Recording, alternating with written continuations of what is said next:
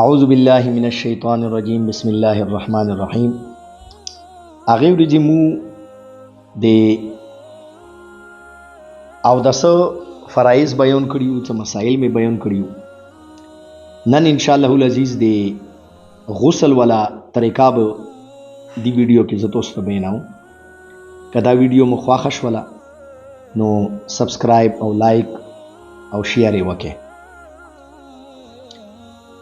په غسل کې طریقه کار داغه ده د غسلو چې اټول نه اول به دوړ لسونه د خنګرو پرې دغه پرې ومینځي، هغه نه بعد به استنجا وکړي، هغه نه بعد به څه بدن باندې کوم ځای کې نپاکي لګېدلې وي هغه ومینځي، هغه نه بعد به اوداس وکړي او په اوداسه کې خولې ته او پیزې ته اوبه څه اچوي. نو اوداسه کې د خولې ته اوبه چولو کې به ښه مبالغه وکړي، یعنې ښې اوبه به خولې کې ووایي چې د خولې هرې حصې ته اوبه ورسېږي. همدارنګه نه پیزې ته اوبه چول، دا څه کله اوبه چایي نو د دې پیزې کومه نرمه حصه ده ایدي تخې راسي، کوم ځای نه هډوکه شروع کېږي دغه راسي اوبه رسول دا فرض دي، دا ځای وینځل. دا څه کله وکړي نو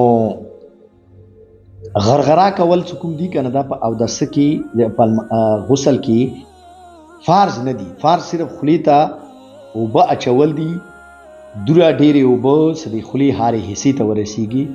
غرغرې کول دا ښه خبره ده، خو ضروري نه ده که چا ون نه کړله دا نه څه غسل یې ونه شو. همداسې د پیزې ترخول ځینې خلک یې دا ضروري نه دي، صرف د نرمې حصې راسې اوبه رسول دا فرض دي. بهرحال دا څه کله وشو او داس هر څه وشو نو هغه نه بعد به 3 ورې په سار باندې اوبه واچوي، هغه نه بعد به 3 ورې ښي طرف ته اوبه واچوي. نو څه اول پیرې کله اوبه واچوي نو بدن به ورسره واسولوي چې هر ځای ته اوبه ورسېږي. بیا به کیڼ سایډ ته 3 ورې اوبه واچوي. نو اول پیرې اوبو اچولو نه بعد به بدن ښه وسولوي چې هرې حصې ته اوبه ورسېږي. نو غسل کې دا نمونه طریقه ده چې کله وکړله نو تو غسل کمپلیټ شول. په دا غسل کې 3 شیان فرض دي، یو خولې ته اوبه چول، یو پیزې ته اوبه چول او یو په اټول بدن هرې حصې ته اوبه رسول. دا شیان په غسل کې فرض دي. او دینا دا مسله راووتله چې نیات کول چونکې فرض دینا، لہذا که یو سړی بغیر د نیات نه چې طویلې ته ور وغورځېدلو یا یې خپله ور ټوپ کړلو یا مثلا برانه ته یې مزال کولو او لوند شولو، ټول بدن یې لوند ښي شولو، یو ځای ورکې وچ پاتې نه شولو، نو دا سړی چې صرف خولې ته اوبه واچوي او پیزې ته اوبه واچوي نو د دې غسل وشولو. اگر چې دې نیات نه ده کړه، بغیر د نیات نه ایدي او داس غسل وشولو. همدارنګه دا زنانه چې کومې دي دغه عموما ګوتې چولې وي یا یې غېږونو ته سکڼې چولې وي، نو یا یې پیزې کې خپل کوم ځای ور وي هغه اچولی وي، نو ګوتې خوڅول او دغه سکڼې خوڅول پکار دي چې دې ته اننه کوم سروي دي چې هغو ته اوبه ورسېږي. همداسې ګوتې نه لاندې کله ورې ګوتې ټایټ وي ډېره نو هغه لاندې حصه خشک پاتې نه شي. همدارنګه زنانه کله کله وړه لمدوي نو په نوکونو پسې لسونو پسې وړه خاښ پاتې شي، نو هغه د وړو لرې کول دا هم ضروری دي.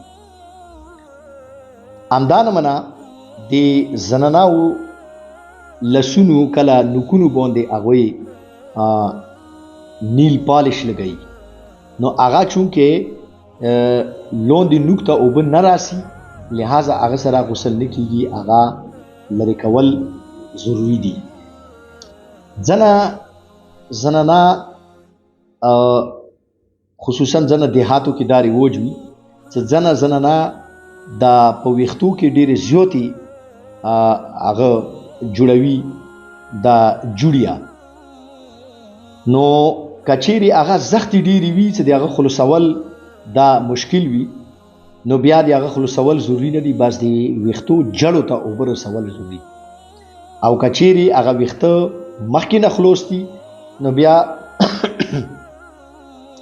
د هغو ویښتو جړو ته اوبه رسوله ضروري دي او د ټولو ویښتو هر ویښته لمدوله ضروري دي. همدانه منه په غاښونو کې کچېرې چیشه خاښتي د هغه واجې نه هغ ځای ته اوبه نه ورسېدله نو غسل ونه شو، لهذا غاښونو کې خلال کول پکار دي. څه په غاښونو کې که چېرته د غوښې ټوکړه یا د بل چی شي داسې ټوکړه ښاخه وي څه هغه مطلب لرې کول د هغه ضروري دي. همداسې ناف کې ګوتې ویل پکار دي څه ناف ته اوبه ورسیږي. نو بهرحال دا د غسل طریقه وه.